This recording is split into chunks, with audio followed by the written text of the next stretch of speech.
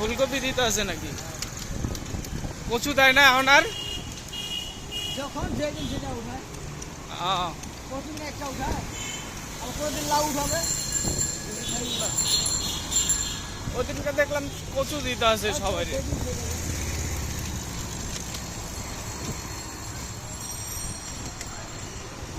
মাছ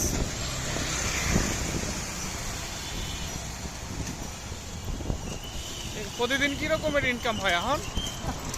হ্যাঁ, 600-700।